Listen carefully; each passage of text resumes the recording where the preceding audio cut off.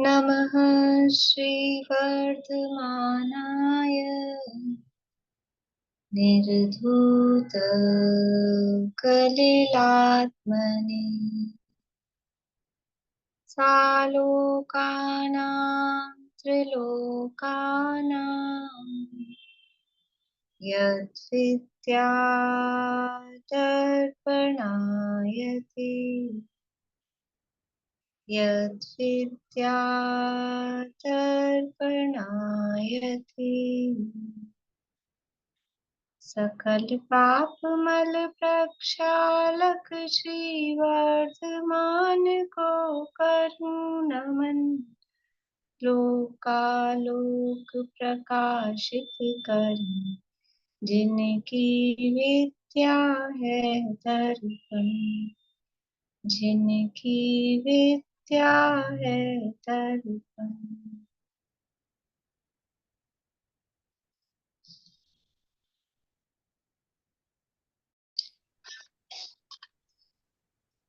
रत्नकरण शावकाचार नामक ये ग्रंथ है, आचार्य महाराज समंतभद्र स्वामी द्वारा रचित।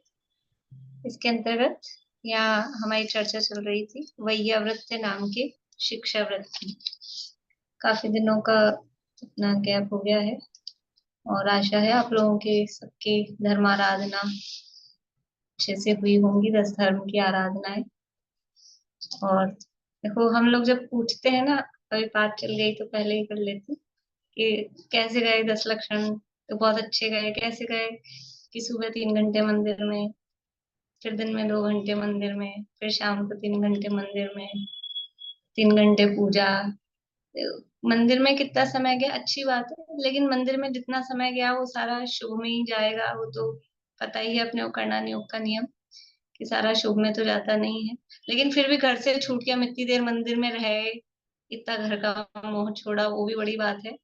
पर फिर भी इसी में हम उपलब्धि मान लेते हैं, लेकिन वो उपलब्धि नहीं है वास्तव में। मतलब जो किया उसका मैं, मतलब वो अच्छा है, बेटर है, लेकिन उसी को हम उपलब्धि मान के कि हमने बहुत कर लिया संतुष्ट हो जाए, वो नहीं है वास्तव में।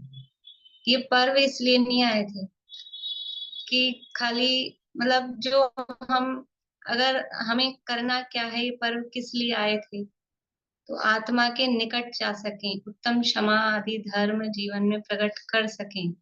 तो प्रकट हो गए तब तो है ही बात, लेकिन प्रकट नहीं हुए तो प्रकट क्यों नहीं हुए और कितनी उसके निकट हम पहुंचे। आत्मा के निकट आने के दिन थे। पहले भी मैंने कहा था कि आत्मा के हम निकट रहें किस तरह से, और हम खाली मतलब इसी में हमारे 10 दिन चले जाते हैं कि क्या खाना क्या नहीं खाना, क्या बनाना। और बहुत स्थूलता से तो कुछ लोगों के तो बस हाउजी में, नाटक में, कार्यक्रमों में, इन्हीं में टाइम चला जाता है। तो ये नाटक वाटक में टाइम निकालने के दिन नहीं है वास्तव में। सही में तो आत्मा के निकट आने के लिए दिन है। नाटक वाटक तो बहुत बिल्कुल बाल बच्चों के लिए हैं, जो बिल्कुल ही नहीं आते हैं। तो ये हमको विचारना है। और अगर अब अभी भी कोई बात नहीं, वो 10 दिन निकल गए तो क्या है, बाकी ये 10 दिन तो बाकी के 355 दिन के अभ्यास के लिए हैं। बाकी के 355 दिन भी उसी तरह से हमको अपने आत्मा के निकट किस तरह आए उसका अभ्यास 10 दिनों में है। तो अब निकट बने रहें, वो हमको करना है।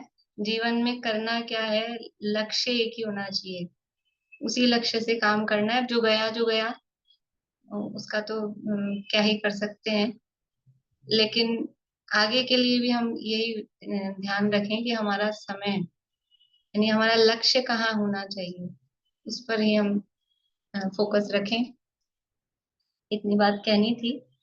यहाँ हमारी चर्चा वैयावृत शिक्षा व्रत की हमने प्रारंभ की थी, और इसके अंतर्गत वैयावृत शिक्षा व्रत का जो स्वरूप था, 11 नंबर का श्लोक अपन ने थोड़ा पढ़ा था, और उसके अंतर्गत अपन ने पात्रों की चर्चा की थी। एक बार श्लोक पढ़ते हैं वापस से। 111 नंबर का श्लोक है, पेज नंबर 166, रत्नकरण शावकाचार में।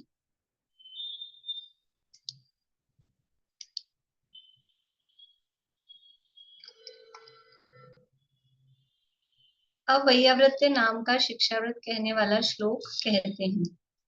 दानं वैयावृत्यं धर्माय तपोधनाय गुणनिधये अनपेक्षित अनपेक्षितोपचारोपक्रियमगृहाय विभवेन। क्या कह रहे हैं कि जो तपोधन है, तपोधन कौन है? तप ही जिनका धन है, ऐसे मुनिराज वो तपोधन कहलाते हैं। और गुण निधये, गुणों के निधान है, गुणों के भंडार हैं। और कैसे हैं? अगृहाय, घर से रहित हैं, घर के त्यागी हैं। मतलब तप रूपी धन से सहित गुणों के निधान और गृह त्यागी ऐसे जो मुनिराज हैं, उनको अपने विभवेन, अपने विभव यानी जो भी अपना द्रव्य क्षेत्र काल भाव आदि के अनुसार जो भी अनपेक्षित अनुपचार की अनुपचारो क्रियम की कोई अपेक्षा नहीं कि वो हमको कुछ लाभ देंगे, कि हमको कोई रिटर्न गिफ्ट मिलेगा, ऐसा कोई प्रत्युपकार की भावना से रहित ऐसा दानम, उनको दान देना, जो दान दिया जाता है, क्यों दिया जाता है? धर्माय, उनके धर्म की वृद्धि के लिए उसको वैयावृत्य नाम का यहाँ पर शिक्षाव्रत कहा गया है। यानी जो मुनिराज हैं, मुनिराज के तीन विशेषताएं यहाँ बताई, तपोधन है, गुणनिधि है और अग्रह, ग्रह त्यागी हैं। ऐसे मुनिराज को अपनी यथाशक्ति जो भी हमारा वैभव है उसके अनुसार उनके धर्म की वृद्धि के लिए, और किस भावना से कि हमारा कुछ भला हो जाए, इनसे हमारा कोई उपकार हो जाएगा, ये हम पे कृपा दृष्टि कर देंगे, कोई हमको आशीर्वाद दे देंगे, कोई वरदान दे देंगे, ऐसा कुछ भी नहीं। अनपेक्षित उपचार क्रिया, कोई क्रिया की, कोई उपचार, किसी भी तरह की कोई यानी आशा अपेक्षा के बिना उनकी धर्म की वृद्धि के लिए उनको जो दान दिया जाता है उसका नाम वैयावृत्य, इस नाम का शिक्षाव्रत यहाँ पर कहा गया है। तो पात्रों की चर्चा अपन ने इसमें की थी, आप लोगों को ख्याल आ रहा है? पात्र की चर्चा की थी, कितने प्रकार के पात्र बताए थे? कितने प्रकार के पात्र? 3 प्रकार के। कौन कौन से 3 है?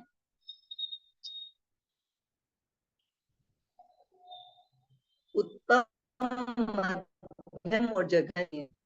उत्तम, उत्तम मध्यम में और तीर्थंकर भगवान, बस उत्तम, मध्यम और जघन्य, ये 3 प्रकार के पात्र। और इनके अलावा भी कोई होते हैं, पात्र के अलावा भी, वो भी 3 प्रकार के बताए थे।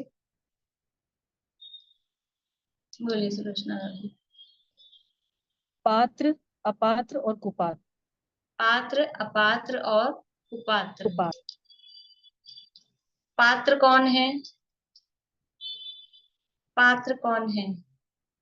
रिवीजन करना जरूरी है क्योंकि सब ब्लैंक दिख रहे हैं। बोलिए रेखा अभी। मुनिराज, आर्य का, चुल्लक चुल्ली का और श्रावक श्राविक। नहीं, परिभाषा से बताइए, परिभाषा से। जो सम्यक दृष्टि, जो मोक्ष मार्ग में चल रहे हैं वो पात्र है, सम्यक दृष्टि और मोक्ष मार्ग में चल रहे हो। ठीक है, थोड़ा और इसमें करेक्शन, मतलब कुछ और ऐड करना है। 2 चीजें हैं, बोलिए सुलोचना अभी। जो सम्यक सहित है और 28 मूल गुणों का निरतिचार पालन करते हैं, ऐसे मुनिराज पात्र हैं। बढ़िया। मतलब जो जिनागम के अनुसार जिनकी क्रिया, मतलब बाहर द्रव्यलिंग भी और अंदर भावलिंग भी, क्रिया और अंदर परिणति दोनों बराबर है, जिनाज्ञा के अनुसार है। यानी अंदर से सम्यक तो सहित है और बाहर में क्रिया भी जिनकी प्रॉपर है, दोनों चीजें जिनकी बराबर है, वो है पात्र। भावलिंग भी, अपने शब्दों में कहें, भावलिंग भी और द्रव्यलिंग भी जिनका सही है, सम्यक्त्व सहित है और क्रिया भी जिनागम के अनुसार है, वो है पात्र। कुपात्र कौन है? कुपात्र कौन है? लिखा भी नहीं आप लोगों ने, देख के भी नहीं बोल रहे आज तो कोई। बोलिए। कुपात्र जिनकी बाहरी क्रिया तो जिनागम के अनुसार है, पर अंदर की शुद्धि जिनागम के बराबर नहीं है, वो बराबर। कुपात्र है। बढ़िया। यानी जिनकी क्रिया तो जिनागम के अनुसार है लेकिन सम्यक्त से रहित है, भावलिंग से रहित है, पर द्रव्यलिंग ठीक है, वो है कुपात्र। यानी द्रव्यलिंगी मुनि आदि वो कुपात्र में आएंगे। द्रव्यलिंग ठीक है, द्रव्यलिंग ठीक है, बराबर है, जिनागम के अनुसार है, उसमें कहीं कोई गड़बड़ नहीं है, पर भावलिंग नहीं है, अंदर सम्यक्त से रहित है, वो कुपात्र है। और अपात्र कौन है? बोलिए स्मिता आंटी। जिनकी जिन आज्ञा के अनुसार अंतरंग शुद्धि भी नहीं है, भाई क्रिया भी शुद्ध नहीं है, वह कहलाते अपात्र। बढ़िया, मतलब सम्यक से भी रहित है, भावलिंग तो है ही नहीं, और बाहर में द्रव्यलिंग भी जिनका नहीं है, अन्यमति टाइप से हैं, अन्य खोटे भेष धारण कर रखे हैं, बाहरी अन्य क्रियाएं करते हैं, अथवा जिन लिंग धारण करके भी जो गलत आचरण प्रॉपर नहीं है, 28 मूल गुणों का पालन इनका नहीं है, वो सब कहलाते हैं अपात्र। ठीक है, तो ये पहले तो 3 प्रकार की चीजें हो गई, पात्र, कुपात्र और अपात्र। अब यहाँ पे अपने को चर्चा करनी थी पात्र की। तो पात्र 3 प्रकार के हैं, उत्तम, मध्यम और जघन्य। पात्र मतलब जो जिनका द्रव्यलिंग और भावलिंग बराबर प्रॉपर है, जैसा भावलिंग है वैसा द्रव्यलिंग है, जैसा द्रव्यलिंग है वैसा भावलिंग है। तो ये 3 प्रकार के हैं, उत्तम, मध्यम और जघन्य। तो सामान्य रूप से उत्तम, मध्यम और जघन्य कौन कौन से हैं? सामान्य बताना है, उत्तम पात्र कौन है, मध्यम पात्र कौन है और जघन्य पात्र कौन है। बोलिए सुमन जी। उत्तम पात्र में तीर्थंकर को लिया है। नहीं, सामान्य सामान्य से बताना है अभी। अनिता आंटी बोलिए। सामान्य से जगन्नाथ पात्र तो सम्यक दृष्टि चौथे गुण स्थान वाले हैं, और मध्यम पात्र है 5वें गुण स्थान वाले, उत्तम पात्र 6वें 7वें गुण स्थान वाले। बढ़िया। जगन्य पात्र है चतुर्थ गुण स्थानवर्ती सम्यक दृष्टि, मध्यम है पंचम गुण स्थानवर्ती श्रावक, और उत्तम पात्र में मुनिराज, 6ठे 7वें गुण स्थानवर्ती मुनिराज। अब इन तीनों के भी अपन ने भेद देखे थे, तीनों के भी भेद कैसे भेद किए थे, बोलिए दीपिका जी।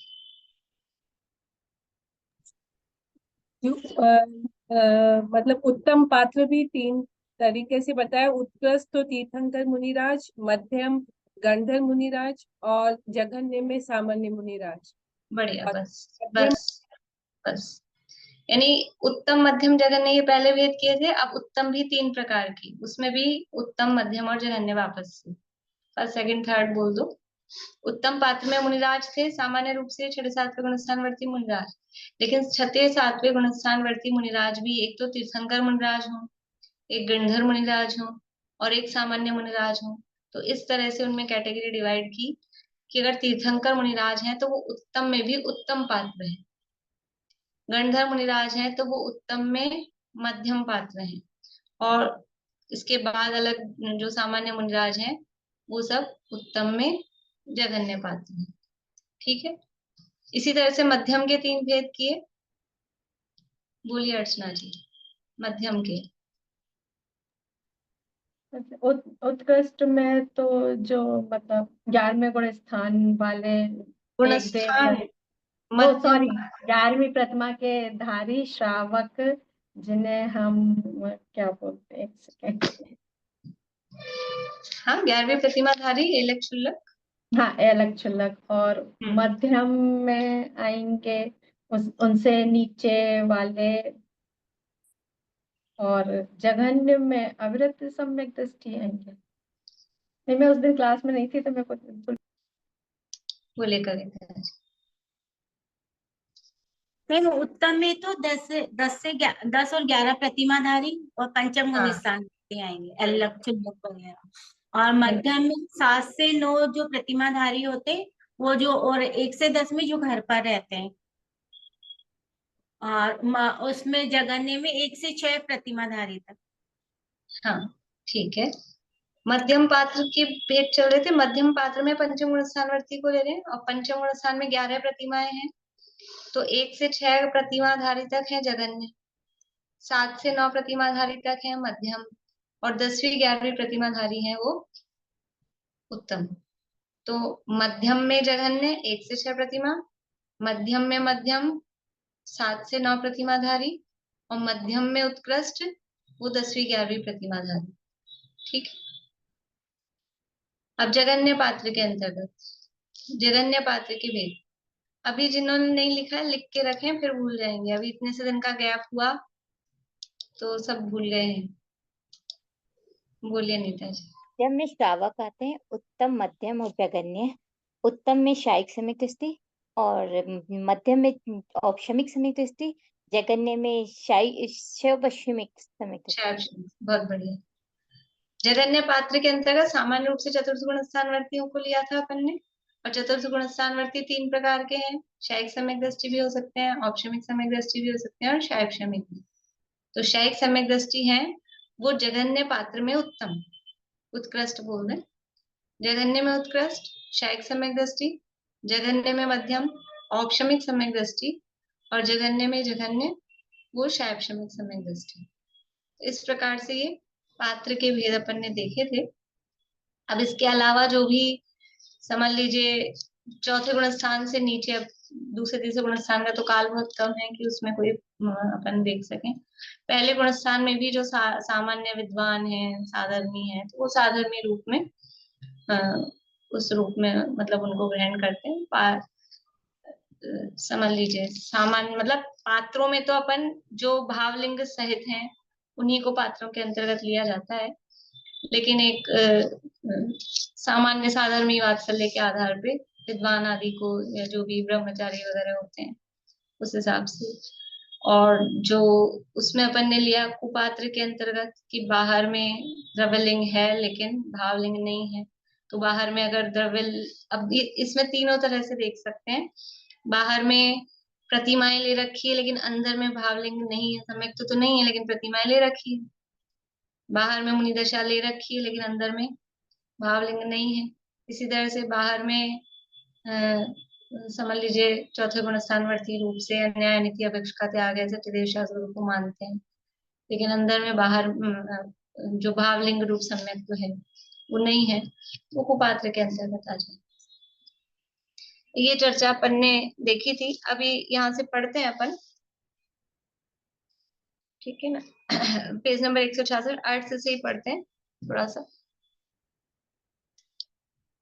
जिसमें दाता के गुण वगैरह सब आगे चर्चा आ जाएगी। यहाँ परमागम में आहार दान ही को वैयावृत्ति कहते हैं। ये चर्चा भी अपन ने की थी कि वहां पे अतिथि समविभाग कहा है तत्वार सूत्र में, और यहाँ वैयावृत्ति, तो ये आहार दान को ही यहाँ वैयावृत्ति कह रहे हैं मुख्य रूप से। जिनके तप ही धन है, अर्थात जो इच्छा निरोध आदि तपों को ही अपना अविनाशी धन जानते हैं, वे तपोधन हैं। तप के बिना समस्त कलंक मल रहित आत्मा का शुद्ध स्वभाव रूप अविनाशी धन नहीं प्राप्त होता है। जिन्होंने रागादि कषाय मल को जला देने वाला तप रूपी धन प्राप्त कर लिया है तथा संसार में नष्ट करने वाला जड़ अचेतन विनाशी स्वर्ण आदि धन का त्याग कर दिया है, ऐसे तप की निधि रत्नत्रय रूपी गुणों के निधान परम वीतरागी दिगंबर यतियों को दातार व पात्र की धर्म प्रवृत्ति चलाने के लिए आहार दान देना वह वीतरागी मुनियों की वैयावृत्य है। ये पढ़ लिया था अपन ने शायद। ये मुनिराज को पास धन होता है कि नहीं होता है? मुनिराज के पास धन होता है कि नहीं होता है? ये कह रहे हैं कि जड़ धन नहीं होता है लेकिन तप रूपी धन और अपने अनंत गुणों का निधान रूपी संपदा। दुनिया कहती है कि वो मतलब धन संपदा सब परिग्रह के त्यागी हैं, घर बार छोड़ दिया। तो संजीव जी तो करते ही हैं इस पे बहुत प्रवचन कि घर छोड़ने का नाम मुनि दशा नहीं है, घर में आने का नाम मुनि दशा है। हम तो कभू न निज घर आए, अपने में आने का नाम, अपने निज घर में आने का नाम मुनि दशा है। तो ऐसे ही धन संपदा छोड़ने का नाम मुनि दशा है कि धन संपदा निधान को प्राप्त करने का नाम मुनि दशा है। कि जो ये तो अपनी थी ही नहीं बाहर की, इसको ग्रहण कब किया था जिसको छोड़ेंगे? अपनी धन संपदा जो अपना अनंत गुण वैभव उसको भूल गए थे, उसको प्राप्त करने का नाम मुनि दशा है। तप को प्राप्त करने का नाम मुनि दशा है। तप ही धन है, अनंत गुण वैभव निधान वही खजाना है। तो वो यहाँ कह रहे हैं कि तप रूपी धन जिन्होंने प्राप्त कर लिया है, और इस संसार का ये तो विनाशिक है, ये नष्ट हो जाने वाला है, ये अपना है नहीं वास्तव में। और इतना मतलब ऐसा लगता है, थोड़ा भी विचार करें ना, और ये थोड़ा अपन चिंतन मनन करते हैं, स्वाध्याय करते हैं कि इस धन आदि से अपने अपनी क्या बड़प्पन है, कि दूसरे के आधार पे अपनी बड़ाई, इसमें हम खुश होते हैं। ये मैं हूं क्या? अपने पड़ोसी की बड़ाई हो रही हो, उसका मान सम्मान हो रहा हो, हमको कितनी खुशी होती है, हमको कितना बढ़िया लगता है। ज्यादातर तो ये होता है, दुनिया में जलन हो जाती है, पड़ोसी की मान सम्मान बड़ाई हो रही हो तो जलन हो जाती है। और यहाँ हम पड़ोसी की मान सम्मान बड़ाई में हम प्रसन्न हो रहे हैं, अपना अपना मान रहा है ना उसको। लेकिन ये शरीर ही मैं नहीं हूँ, तो फिर ये बाहर का ये रुपया पैसा धन दौलत किस किस के आधार से अपनी अपनी प्रशंसा में अपन मतलब प्रशंसा समझते हैं और खुश होते हैं। अब इसलिए अपने आप को अपना स्वरूप नहीं जानते, उसी में मगन हो रहे हैं। तो ये बाहरी सबका त्याग कर दिया है, ऐसे तप की निधि रत्नत्रय रूपी गुणों के निधान परम वीतरागी दिगंबर यतियों को दातार व पात्र की धर्म प्रवृत्ति चलाने के लिए आहार दान देना वह वीतरागी मुनियों की वैयावृत्ति है। दान के पात्र मुनि हैं। कैसे हैं? दान के पात्र मुनि हैं, वो उत्तम पात्र तो मुनिराज ही हैं। और यहाँ जो मुख्यतः बात कर रहे हैं वैयावृत्ति की, तो वो मुनिराजों की मुख्यता से है, मुख्यता मुनिराजों की है, क्योंकि वो उत्तम पात्र हैं। बाकी वो पंचम गुण स्थानवर्ती, चौथे गुण स्थानवर्ती, और फिर नीचे वो सब भी है यथा योग्य। तो कैसे हैं दिगंबर यति? सम्यक दर्शन, सम्यक ज्ञान, सम्यक चारित्र गुणों के निधान है। अब पात्र में क्या क्या गुण होने चाहिए वो यहाँ बता रहे हैं कि सम्यक दर्शन, सम्यक ज्ञान, सम्यक चारित्र गुणों के निधान है। और कैसे हैं? जिनके अंतरंग बहिरंग परिग्रह नहीं है, यानी रत्नत्रय से संपन्न है, अंतरंग और बहिरंग परिग्रह से रहित है। ऐसा कोई है यहाँ क्लास में जिनको अंतरंग और बहिरंग परिग्रह नहीं पता?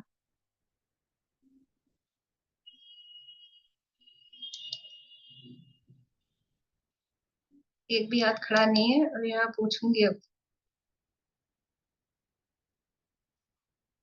और हाथ इसलिए नहीं खड़ा है कि नाम तो सुने हैं, लेकिन पूछूंगी तो बस याद नहीं होंगे, है ना? ये है बात, याद भी होने चाहिए। अभी तो पूजा कर करके आए हैं, परिग्रह 24 भेद त्याग करे मुनिराज जी।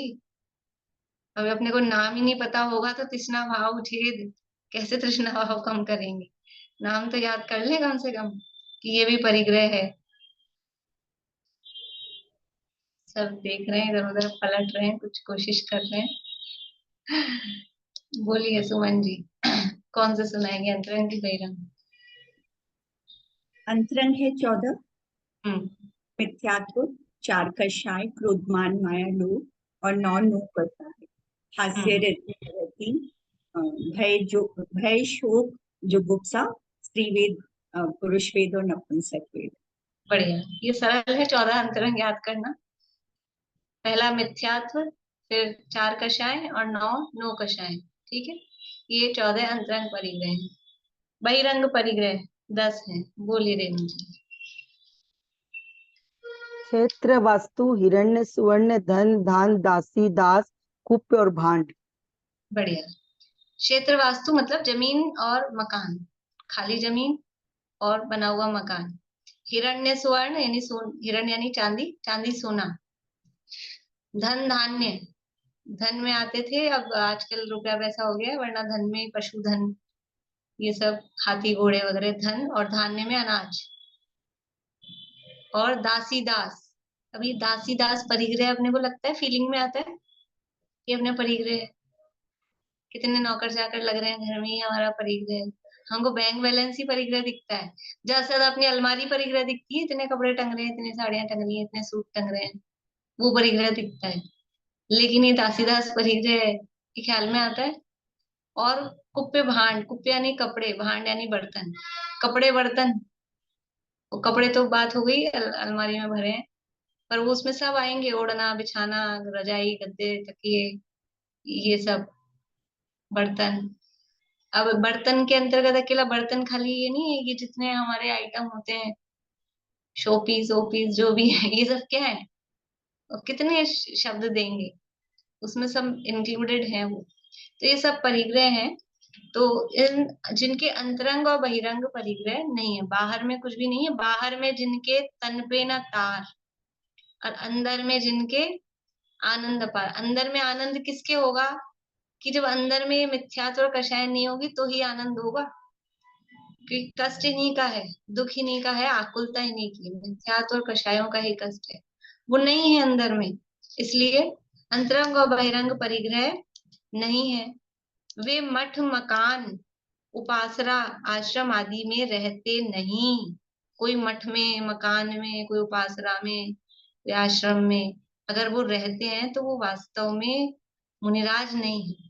मुनिराज किसी मठ में, उपासना में, आश्रम बना के ऐसा नहीं रहते हैं, किंतु एकाकी या गुरुजनों के चरणों के साथ कभी वन में, कभी पर्वत की निर्जर गुफा में, कभी घोर वन में, कभी नदी के किनारे, जिनका नित्य विहार नियम रहित निश्चित नहीं है। अनियत विहारी, अनियत विहारी कहा जाता है मुनिराज को, कि उनका विहार कोई निश्चित नहीं है। साहब इतनी तारीख को पर्चे लग जाएं, इतनी तारीख को इतने बजे यहाँ यहाँ मंगल प्रवेश है, यहाँ विहार हो रहा है, ऐसा नहीं होता है। मुनिराज का एक नाम आप लोगों ने सुना होगा, अतिथि होते हैं। असली अतिथि कौन है, वो मुनिराज है जिनकी कोई तिथि नहीं है, कोई टाइम टेबल, कोई कार्यक्रम फिक्स नहीं होता है, इतने बजे यहाँ ये कार्यक्रम होना है, ये होना है। ये मुनिराज का स्वरूप नहीं है। वो किसी से बंधते नहीं, बंध गए तो मतलब आप गारंटी ले रहे हो कि हम एक तो वहां पहुंचेंगे, आकुलता कितनी, अभी अपने को टाइम से पहुंचना है, करना है। आप लोग तो क्या है कि थोड़ा लेट भी हो जाओ तो ज्वाइन कर लो, कोई बात नहीं, टाइम से आते हैं सब लोग, ऐसा नहीं, लेकिन फिर भी मुझे आकुलता हो जाती है। अगर कहीं कुछ है तो इतने बजे चालू तो करना है टाइम से, तो बंद मतलब जहाँ टाइम फिक्स होता है वहां आकुलता होती है, प्रैक्टिकली है वो चीज, अपने को कोई काम टाइम से करना हो तो मुनिराज ऐसे फिर घर का के लिए छोड़ा था। ये यही तो आकुलता है, ये गृहस्थ का काम होता है।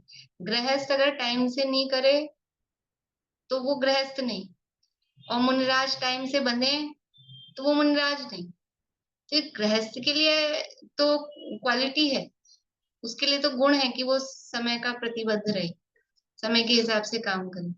लेकिन मुनिराज का ऐसा फिक्स नहीं है, जहां जिधर जैसा हुआ, निकलना हुआ, चलना हुआ, जाना हुआ, उस तरह से। इसका मतलब ये नहीं है कि वो एक जगह जम गए तो जम गए 2-4 महीने, वो नहीं है। वो तो एक गांव में 3 दिन 5 दिन, शहर में जो है नियम उनका, वो अलग बात है। लेकिन कहाँ जाएंगे, किस दिशा में जाएंगे, किस जगह पहुंचेंगे, ऐसा फिक्स नहीं है। वे मठ मकान उपासना आश्रम आदि में नहीं रहते, एकाकी गुरु चरणों के साथ में, वन में, पर्वत की निर्जन गुफा में, घोर वन में, नदी के किनारे, जिनका नित्य विहार नियम रहित निश्चित नहीं है, असंयमी गृहस्थों से जिनका मिलना नहीं होता है। बोल्ड में दिया है, गृहस्थों से ज्यादा घुटते ऐसे घुल मिल के नहीं रहते हैं कि सारे दिन गृहस्थ चिपके रहे और गृहस्थों के चिपके रहे, और क्योंकि वो गृहस्थों से मिलना ही नहीं चाहते हैं। केवल एक ये जो आहार का परिस्थिति होती है जब उनको गृहस्थों के संपर्क में आना पड़ता है, इसीलिए मौन धारण करके गृहस्थ, क्योंकि ऐसा है ना, वो तो गृहस्थी में है और अधिक रागी हैं, उनसे अधिक रागी द्वेषी हैं। मुनिराज 3 कषाय चौपड़ी के अभाव वाले हैं, और गृहस्थ तो सारी कषाय लेके बैठा है, समय दृष्टि होगा तो एक कषाय का अभाव होगा। तो गृहस्थ तो रागी द्वेषी हैं, तो वो क्या करेंगे, जिसके पास जो होगा वो वही तो देगा। भाई देखो, अगर अपने को ऊपर बढ़ना है, आगे बढ़ना है, तो दुनिया में क्या सलाह दी जाती है, किसकी संगति करो। स्कूल में, क्लास में किसको फ्रेंड बनाने के लिए अपन बच्चों को कहते हैं कि जो अच्छे हो, टॉपर्स हो, उनको फ्रेंड बनाओ तो कुछ आपको मिल सकेगा। जो आपसे अधिक हो, गुणाधिक्य की संगति करनी चाहिए, अपने से गुणों में अधिक हो, तो वो उनमें गुण अधिक है तो वो कुछ अपने को देंगे। अब वो गृहस्थों के पास तो कषाय अधिक हैं, भाई मुनिराज से तो उनके पास 3 कषाय का अभाव है, गृहस्थ या सारी कषाय रखी है, गृहस्थ देगा क्या मुनिराज को, बातें क्या करेगा, राग द्वेष के अलावा है क्या। इसलिए असंयमी जनों के संपर्क में रहते नहीं है। और गृहस्थों को भी ज्यादा देर मुनिराज को इन इन चीजों में रखना नहीं चाहिए, डालना नहीं चाहिए। दादा की कोई जयमाला है, शायद प्रवचन सार की है, विधान की जयमाला दादा ने लिखी है। उसमें दादा ने लिखा है, दादा मतलब डॉक्टर हुकुमचंद जी भाई ने, कि गृहस्थों को भी चाहिए, मतलब जयमाला में उन्होंने लिखा है कि मुनिराजों को इन प्रपंचों में ना उलझाएं। पहले तो मुनिराज को खुद को चाहिए कि वो उनके काम है ही नहीं इस तरह के, जो भी कोई लौकिक टाइप के, और गृहस्थों को भी चाहिए कि इस तरह की बातें और इस तरह के काम और इस तरह की चर्चा मुनिराज से करे ही नहीं, जो उनका मैटर ही नहीं, जब उन्होंने त्याग ही दिया है। मान लो अपने घर में ऐसा होता है ना, अपने घर में कोई है, समझ लीजिए 10वीं प्रतिमाधारी अनुमति त्याग है, तो अपने को पता है अनुमति देंगे ही नहीं, तो अपन जा जाके उनसे बात करें, या लड़की की शादी फिक्स कर रहे हैं, आप बता दो हाँ कर दो, या ये काम कर रहे हैं, मकान खरीद रहे हैं, आप देख लो हाँ कर दो। जो अपने को पता है ये देंगे ही नहीं, तो उनसे करना चाहिए क्या, नहीं करेंगे भी, ये इन्होंने छोड़ ही दिया है, कुछ बात बोलेंगे ही नहीं। तो अपने को वो तो समझ में आता है कि इन्होंने अनुमति त्याग प्रतिमा ले रखी, पर अपने को मुनिराज समझ में नहीं आता कि वो अनुमति त्याग से भी आगे बढ़े के मुनि हुए हैं। हम जाके महाराज के पास, महाराज यहाँ लड़की का संबंध यहाँ कर देंगे, ऐसी सी बातें करते हैं महाराज के पास जाके, हम ये मकान खरीद लें क्या, हम ये काम कर लें क्या। ये महाराज के काम है, उनसे पूछने का काम है, और महाराज को बताने का काम है। त्यागी है ना, अनुमोदना होगी कि नहीं, अगर महाराज कह देंगे आइए मकान खरीद लो, अब बताओ, अपन पढ़े हैं ना कृतकारित अनुमोदना 9 कोटि से, अनुमोदना होगी कि नहीं होगी, तो फिर वो अनुमोदना हुई कि नहीं हुई, उनकी खुद की तरफ से और अपन ने करवाई, दोनों तरफ से। तो ये अपने को करने योग्य है कि नहीं, आपका जो हाथ खड़ा है तो वो पर्टिकुलर होगा, इसलिए भी मैं समझ जाइए जो मैं बात बता रही हूँ, तो खुद खुद भी समाधान लेने का प्रयास किया करिए, क्योंकि चर्चा करने से ज्यादा मतलब जब हम उसमें देख रहे हैं, सामान्य से चलने दीजिए, व्यक्तिगत ना हो जाए कोई बात, अच्छा है उससे सब समझ सकते हैं उसी से। तो गृहस्थों से जिनका मिलना नहीं होता है,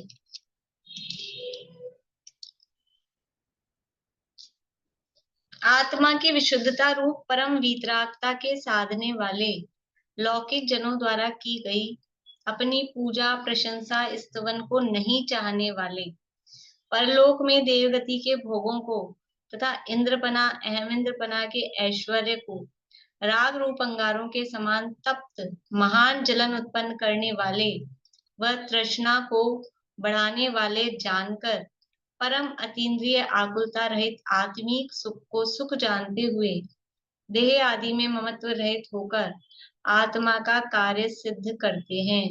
ऐसे साधुजन की वैयावृत्ति की प्राप्ति अनंत काल में दुर्लभ है। यानी मुनि दशा धारण किस लिए की थी, तो मुनि दशा इसलिए धारण की थी कि अपने आत्म स्वरूप में और अधिक लीन हो सके, घर गृहस्थी में रह के वो हो नहीं पाता था, इसलिए मुनि दशा धारण की थी। तो वो अपनी आत्मा की विशुद्धता रूप परम वीतरागता के साधने वाले हैं, और लौकिक जन, अब दुनिया वाले लोग उनकी प्रशंसा कर रहे हैं और ये कर रहे हैं, वो इसको चाहते नहीं। कोई कोई निंदा करे या करे स्तुति, इसमें है ना, मैं सदा से रहा आत्मा, कोई निंदा करे या करे स्तुति, बाय वैभव बढ़े या सभी नष्ट हो, इससे वृद्धि न हानि तनिक भी मेरी, इसलिए लोक भय व्यर्थ ही है। कोई मेरी निंदा करता है तो मेरे क्या घट जाता है, और कोई प्रशंसा कर देता है तो क्या बढ़ जाता है। बोलते हैं खून बढ़ गया, ये काहे का खून बढ़ता है, कुछ नहीं बढ़ता है, कर्म बढ़ते हैं, मान कषाय बढ़ती है, कोई खून वून नहीं बढ़ता है, ना कोई खून बढ़ता है, ना कोई शरीर में कोई कुछ होता है, ना आत्मा में कुछ होता है, ना शरीर में कुछ होता है, निंदा से भी और प्रशंसा से भी। हाँ, आत्मा में द्रव्य स्वभाव में तो कुछ नहीं होता है। अब वहां कर्मों में जरूर हो जाता है फेर बदल मतलब वो बढ़ते हैं, मान कषाय बढ़ती, क्रोध कषाय बढ़ती है, निंदा करे तो क्रोध की, प्रशंसा करे तो मान की, यही होता है। लेकिन अपने में होता क्या है? तो वो अब दुनिया की निंदा, अच्छा दुनिया वाले प्रशंसा करेंगे, वो कौन बड़ा है ये देखें, हमारी प्रशंसा कर कौन रहा है। कोई बड़ा आदमी अपनी प्रशंसा करे जिसमें तो थोड़ी महानता है। रास्ता चलता आदमी कोई भी स्वीपर हमारी प्रशंसा करे, अपन कितने खुश होते हैं, वो स्वीपर हमारी प्रशंसा करते हैं। तो स्वीपर प्रशंसा कर रहा है, उसमें क्या बड़ी बात है? कोई मिनिस्टर प्रशंसा करे, कोई बड़ा आदमी प्रशंसा करे, तो फिर भी समझे कि हाँ भाई कुछ तुम कुछ हो। तो ये दुनिया वाले लोग क्या मुनिराज के सामने क्या है? मुनिराज महाराज हैं, राजा भी जिनके चरणों में झुकते हैं, जिनके चरणों में चक्री भी झुकता है, वो कौन है? महाराज हैं। तो महाराज इन दुनिया वालों की प्रशंसा चाहेंगे स्वीपर्स की? उससे क्या बड़प्पन है? हाँ, जिनकी प्रशंसा तीर्थंकर परमात्मा दिव्य ध्वनि में जिसकी प्रशंसा होती है, वो तत्व मैं हूँ, उससे वो आनंदित होते हैं।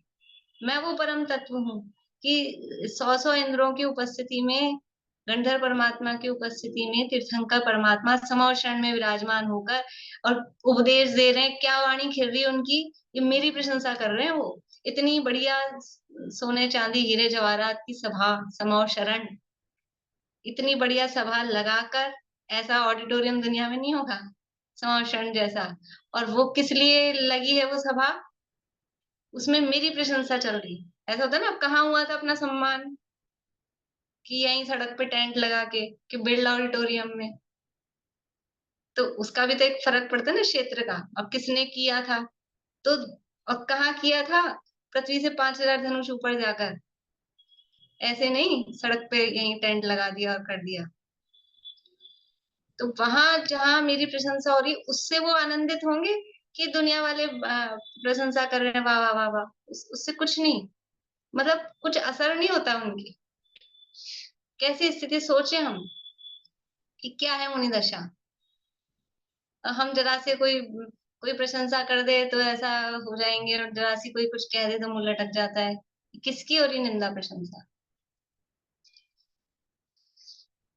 लौकिक जनों द्वारा की गई अपनी पूजा प्रशंसा स्तवन को नहीं चाहने वाले, परलोक में देवगति के भोगों को तथा इंद्रपना हेमिंद्रपना के ऐश्वर्य को राग रूप अंगारों के समान तप्त महान जलन उत्पन्न करने वाले व तृष्णा को बढ़ाने वाले जानकर और परम अतीन्द्रिय आकुलता रहित आत्मिक सुख को सुख जानते हैं।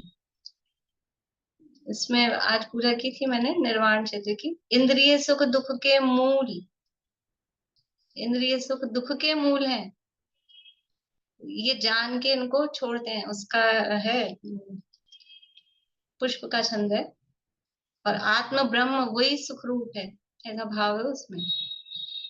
और जितने नहीं मिटे भोग की भूख सचमुच भोगों से, नैवेद्य का छंद है कि भोग की भूख भोगों से मिटती नहीं है, और तृष्णा उत्पन्न होती है, और तृष्णा, जितने भोगो, जो जो भोगे त्यों त्यों तृष्णा बढ़ती जाती है।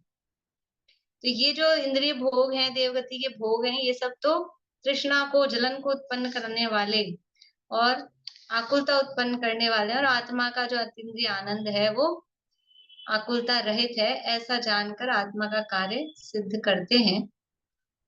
ऐसे साधु जन की वैयावृत्ति की प्राप्ति अनंत काल में दुर्लभ है, दुर्लभ। सच्चे साधु मिलना और उनकी वैयावृत्ति की हम कर सकें, वो बहुत दुर्लभ है। बोलिए आंटी। ये लाइनिंग है, इंद्रिय सुख दुख के मूल विषम जान तजू, अमृत में ब्रह्म स्वरूप हो निष्काम भजू। ये पुष्प का छंद है। पुष्प का छंद। और नैवेद्य का है, नहीं मिटे भोग की भूख सचमुच भोगों से, होऊं निज रस से तृप्त बस हो भोगों से। तो कैसा ऐसा लगता है, रसगुल्ला कोई दिए जा रहा है, दिए जा रहा है, दिए जा रहा है, तो अपन क्या करते हैं? एक खाया, दो खाया, चार खाए, 6 खाए, खा ले कोई, उतने भी नहीं खा सकता है, फिर क्या होता है? अब तो बस, जैसे कह रहे बस हो भोगों से, ऐसे थक गए हम, ये कोई ये सुख नहीं है इनमें, मिटती नहीं इनकी, बस हो भोगों से, अब तो बस करो इनको, ऐसा कह रहे। मैं मेरा विदेह क्षेत्र संबंधी एक प्रश्न है। जैसे अभी जो वर्तमान में वहां तो मतलब हमेशा समोसरण रहता है, दिव्य ध्वनि खिड़ती है, तो ऐसा नहीं हो सकता कि वहां से कोई मुनिराज आके यहाँ पे हम लोगों को प्रवचन दे दे? इस तरह नहीं आपके हो पुण्य सकता का है उदय कुछ? होगा तो हो सकता है, होने में सकने में कोई वो नहीं है। अपने में पात्रता भी तो होनी चाहिए उनके आने जैसी। हम हमारा अंदर अगर पात्र होगा, आप अपने अंतर भूमि को, अपने पात्र को इतना तैयार करें ना, भाव भूमि, क्यों नहीं आएंगे? आ जाएंगे, बिल्कुल आ जाएंगे। लेकिन यहाँ पात्रता तो होनी चाहिए ना उनके आने जैसी। यहाँ सफाई तो है ही नहीं, इतनी गंदगी कीचड़ कादा, उसमें आएंगे क्या? प्रधानमंत्री के आने के लिए आपके शहर में 80 फुट की सड़क भी तो होनी चाहिए, ऐसे कैसे आएंगे? तो मुनराज आ जाएंगे, कोई दिक्कत नहीं है, कहीं भी आ जाएंगे, उसमें क्या है? पात्र, शेर का जीव पात्र था, मांस खाता हुआ, हिरण को मारता हुआ, वहां पात्र था, उसकी भावभूमि तैयार थी, उतर के आ गए दो दो, एक नहीं। तो यहाँ हमारी इतनी कषाएं और ये भरी हुई है, पात्रता ही नहीं। हम पात्रता लाएंगे तो वो तो आकाश से उतर के आएंगे ही आएंगे। कोई कोई बाधा, अगर पात्रता होगी अंदर में, तो निमित्तों की कहीं कोई कमी नहीं रहेगी, कोई भी होगा। पात्रता अपनी चाहिए, उपादान की योग्यता से काम होता है, इससे समझ में आता है, उपादान की योग्यता से काम होता है। हम अपने उपादान को तैयार करें तो काम तो होगा ही होगा, काम नहीं हो ऐसा हो नहीं सकता है। अपनी तैयारी पूरी होनी चाहिए, अपनी तैयारी में कमी है और काम नहीं हो रहा है तो दोष किसी का नहीं है, ये क्या है, यहाँ कमी है तैयारी में, इसलिए काम नहीं हुआ, ये समझना। देखिए कैसे है दिगंबर साधु। यद्यपि इस शरीर से अत्यंत निर्ममत्व है, तो भी शरीर को रत्नत्रय का सहकारी कारण जानकर रस नीरस कड़ा नरम आहार लेकर रत्नत्रय की साधना करते हुए धर्म के लिए, कर्मों के नाश के लिए इस कृतघ्न देह की रक्षा करते हैं। कैसे मुनराज? यद्यपि शरीर से ममत्व नहीं है, कोई कहे कि शरीर से आप तो कहते हो मोहनी, मोहनी पर भोजन करते हैं, तो भोजन तो क्यों करते हैं कि ये रत्नत्रय का सहकारी है, ये शरीर बराबर थोड़ा हमारे रत्नत्रय में हमको ज्ञान ध्यान आराधना में है, क्योंकि समस्या ये है कि वो जो मैं हूँ वो शरीर में रहता हूँ। यद्यपि हम धर्मशाला में रहे 8 दिन 10 दिन 15 दिन, तो पता ही अपना घर नहीं है, लेकिन जितने भी दिन रहेंगे तो उसमें साफ सफाई तो करके रखनी पड़ेगी, अपने रहने जैसा तो रहे वो, उसमें हम रह तो सकें। वो इतना गंदा उसको बना के रखें कि हम रह ही नहीं सकें और बीमार हो जाएं, उसमें इतनी गंदगी, तो उसको भी हम साफ सफाई करते हैं कि नहीं करते, उसमें भी झाड़ू वाड़ू लगाते हैं कि नहीं लगाते, भले ही धर्मशाला का कमरा हो। तो ऐसे ही ये शरीर से यद्यपि निर्ममत्व है, लेकिन क्योंकि धर्म का सहकारी है, रत्नत्रय का सहकारी है, इसलिए जैसा मिल जाए, रस नीरस कड़ा नरम, जो भी आहार मिल जाए। और क्यों लेते हैं आहार? धर्म के लिए, कर्मों के नाश के लिए, इस कृतघ्न देह की भी रक्षा करते हैं। यद्यपि ये शरीर कोई अच्छा नहीं है, जितना हम इसका पोषण करते हैं उतना ही हमको, उतना ज्यादा हमारे धर्म से दूर करता है, प्रमाद उत्पन्न करता है। ज्यादा इसको देंगे, प्रमाद आदि उत्पन्न करेगा, कष्ट उत्पन्न करेगा। तो शरीर तो कृतघ्न है, लेकिन फिर भी धर्म, धर्म की रक्षा और कर्मों के नाश के लिए जब तक है तब तक इस शरीर की भी रक्षा करते हैं। और क्या विचार करते हैं तो बाकी और चर्चा अपन कल करेंगे आगे, और फिर दाता के गुण आदि की भी चर्चा इसमें आगे आएगी। आगे दाता के गुण आगे 113 श्लोक में आएंगे, 213 श्लोक में, तब करेंगे चर्चा। अभी यहीं पूरा करते हैं।